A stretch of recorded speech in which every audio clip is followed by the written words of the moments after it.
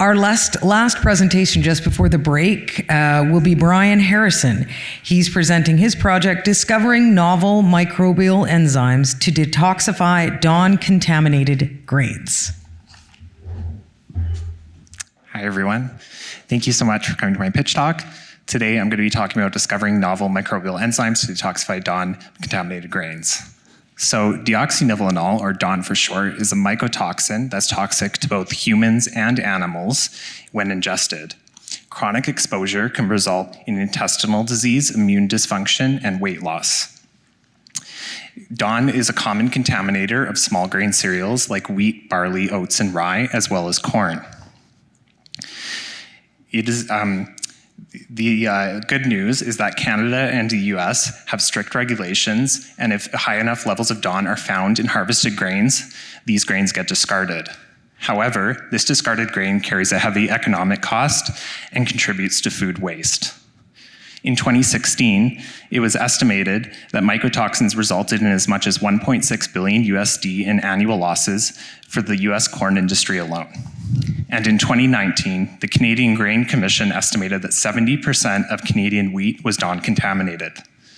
What we need is an enzyme that can be used to detoxify DON and decontaminate these grains. However, to date, no commercially viable enzyme has yet been discovered. My proposed solution starts with what's called a DON biosensor.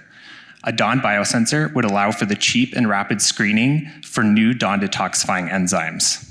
Specifically, a DON biosensor would consist of an E. coli strain that has been genetically engineered to produce a fluorescent signal when incubated in the presence of DON.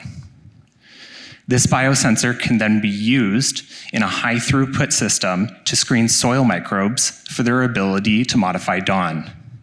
First, soil microbes are incubated on a media plate containing DON until colonies form.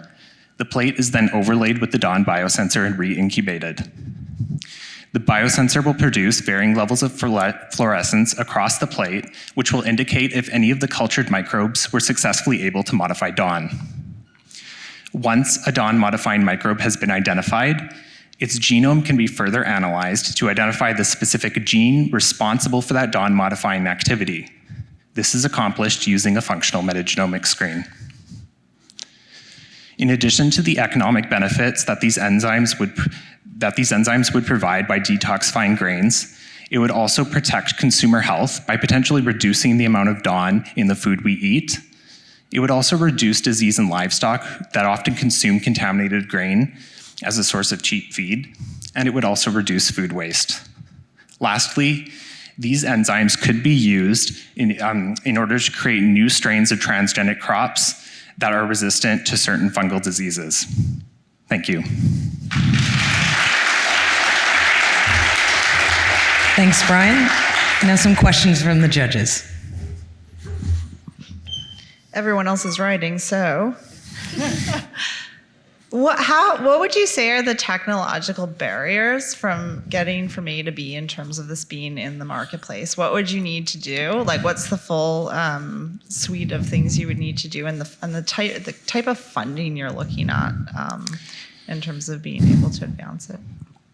Well, in terms of implementing a product in the marketplace, this obviously is a laboratory-based approach in discovering these enzymes. So the market would really be for the novel enzyme, DON detoxifying enzymes that we would discover.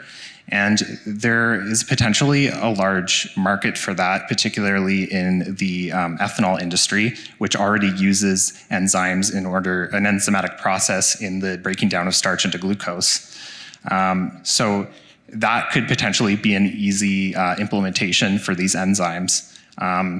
Other potential barriers, though, could be in certain grains that don't already include an enzymatic breakdown process. That would need to be first developed in order to implement these new enzymes. So I just have a question about, I guess, how you would administer this enzyme to sort of a bulk container of grain. You know, would there need to be some sort of infrastructure in place for you to ensure that when you're treating an entire bin full of grain, that there's enough enzyme is in contact with the DON for a long enough period of time? Would there Like, how do you envision the treatment proceeding? So it would depend on the enzymes that were discovered. Hopefully, we would have an enzyme that is highly stable and works at different temperatures.